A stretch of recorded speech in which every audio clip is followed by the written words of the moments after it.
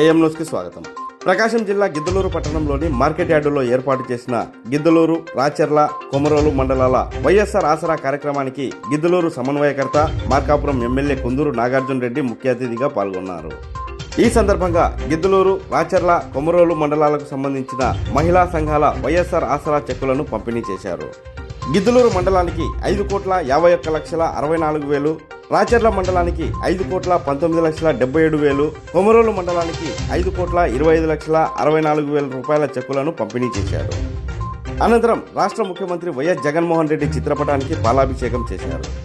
ఈ సందర్భంగా నాగార్జున రెడ్డి మాట్లాడుతూ, గతంలో చంద్రబాబు పాలన ఏపీకి శాపమైందని అన్నారు. ప్రజలకు ఒక ఆసరా లేదు, ఒక భరోసా లేదు, కోట్లాది జనం దిక్కులు చూస్తున్న దుస్థితి. అలాంటి సమయంలో నేనున్నాను, నేను విన్నాను అంటూ జగనన్న రావడంతో ఏపీలో ప్రజలకు ప్రాణం లేచొచ్చిందని నాగార్జున రెడ్డి అన్నారు. ఈ కార్యక్రమంలో 3 మండలాల ఎంపీపీలు, జెడ్పీటీసీలు, సర్పంచులు, ఎంపీటీసీలు, ప్రజాప్రతినిధులు, నాయకులు, కార్యకర్తలు, లబ్ధిదారులు భారీగా పాల్గొన్నారు. ఈ 4 విడతలు ఏదైతే తప్పకుండా 100కు 100% మనకు ఇచ్చిన మాట నిలబెట్టుకొని మన రుణం, మన అప్పు బాధ్యత తీసుకున్న ముఖ్యమంత్రి గారికి అందరం గట్టిగా ధన్యవాదాలు తెలుపుతారు. 4,7,24,24 రూపాయలు గౌరవ ఎమ్మెల్యే గారు చేసినట్టుగా సంబంధించిన కొమరోలు మండలం ఎంఎస్ ఆఫీస్ ద్వారా చెక్కు పంపిణీ జరుగుతూ ఉంది. కాబట్టి స్థానిక గట్టిగా కూడా గట్టిగా చెప్పడం ప్రభుత్వం నుంచి లబ్ధి చేకూర్చాల్సిన ప్రతి రూపాయి ఏమాత్రం ఒక్క రూపాయి కూడా లంచం లేకుండా, మధ్యవర్తులు లేకుండా నేరుగా మన అకౌంట్ లో డబ్బులు వేస్తా ఉన్నారు. ఒక్క రూపాయి లేకుండా నేరుగా 100కు 100% అన్ని సంక్షేమ పథకాలు మనకు అందజేసిన ముఖ్యమంత్రి గారికి అందరం గట్టిగా ఒకసారి ధన్యవాదాలు తెలుపుతున్నాం.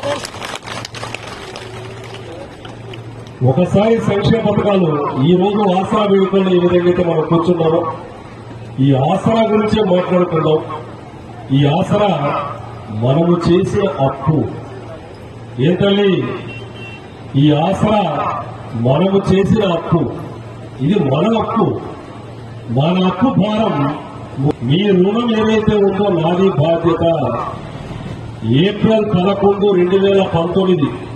2019 నాటికి ఎవరి అప్పు ఎంతైతే ఉందో ఆ అప్పు బాధ్యత నాది. 4 విడతల్లో పూర్తి చేస్తానని చెప్పారు. ఈరోజు ఏ విడతలో ఉన్నామో, ఈరోజు ఏ విడతలేక ఆగిపోయాయో వారికి ఖచ్చితంగా తెలుసు. మన ముఖ్యమంత్రి గారు ఇస్తున్న సంక్షేమ పథకాలు ఏవైతే ఉన్నాయో ఆ సంక్షేమ పథకాల ద్వారా మన తీసుకున్న లోన్ ఏదైతే ఉందో ప్రతి ఒక్కరూ ఖచ్చితంగా కట్టుకోగలిగే పరిస్థితి.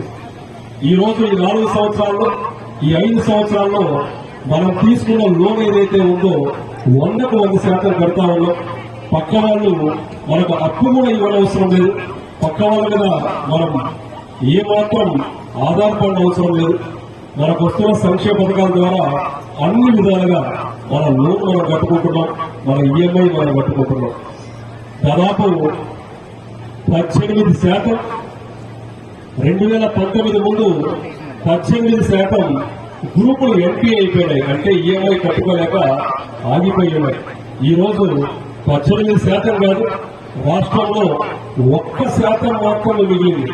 అంటే 17% ఈ 5 సంవత్సరాల్లో ముఖ్యమంత్రి గారు సంక్షేమ పథకాలు ఇవ్వడం వల్ల 17% గ్రూపులు కేవలం 1% వారు సరిగా చేసుకోగలిగే ఆగిపోయాయి. సంక్షేమ పథకాల్లో 80% సంక్షేమ పథకాలు మహిళల పేర్ల మీద ఉన్నాయి. 80%.